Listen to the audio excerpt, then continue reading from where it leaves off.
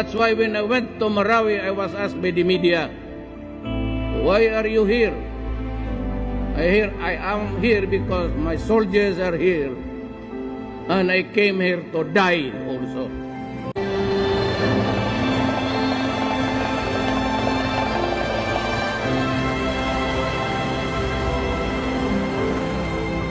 Believe me, it is easier to build from scratch than to dismantle the rotten and rebuild upon its rubble. Nevertheless, let us work together and lay a new foundation upon which a better Philippines can be reconstructed. Help me build a better tomorrow. From now on, I will save money for the armed forces of the Philippines.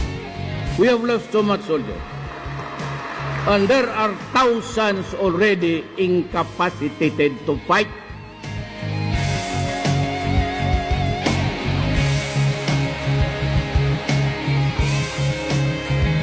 To the critics against the fight, your efforts will be better spent if you use the influence, moral authority, and ascendancy of your organizations over your respective sectors to educate the people on the evil of illegal drugs, instead of condemning the authorities unjustly, blaming for every killing that bloodies this country. But don't get me wrong, I value human life the way I value mine. Each life that is snuffed out translates into future generations' loss. Kayo mag-itito kayo, binibombahan kasi ako ninyo ng ganon. Sabihin na ng mga tao, tama yan. Tama yan si Duterte. Kasi nangyayari. Kayo parang fruit samp, ganon-ganon. Pag na may namatay dyan ng maraming massacre na rape mga bata, hindi kayo umiimik. Maya-maya pagdating ng mga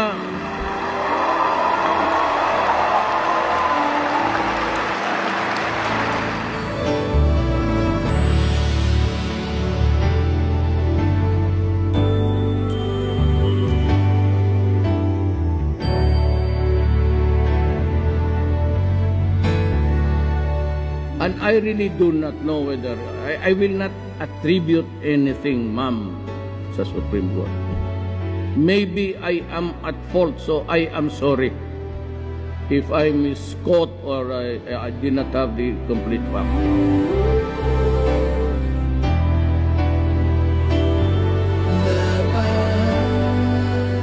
Talagang bully ako, especially to the enemies of the state. Talagang bully ako.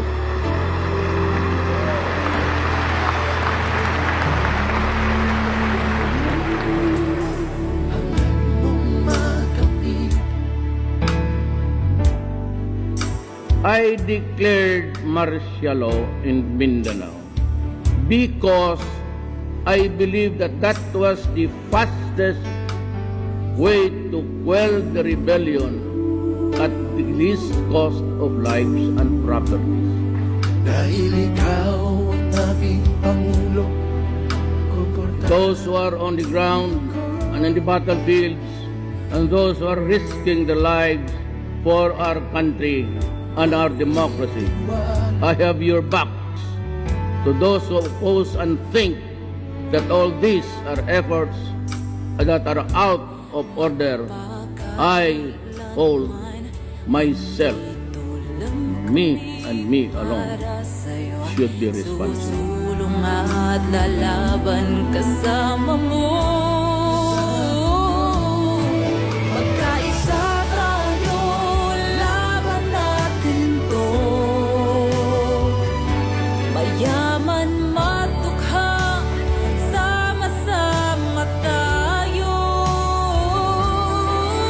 Muslim, Mano, Kristiyano, ang dugo mo ay Pilipino. Halina at hawag kamay.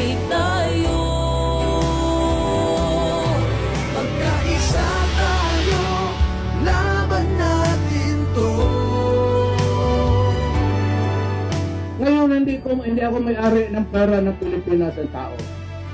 Ginagawa ko lang talaga ang paraan para maligayahan ang lahat. Para kayo. Para sa tao.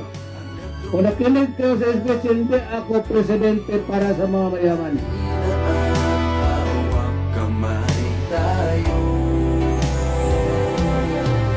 At samahan sa laban ng ating Pangulo. Let me end by wishing everyone in the language of the orb. May God keep us forever sheltered in the hollow of His hand. Salamat.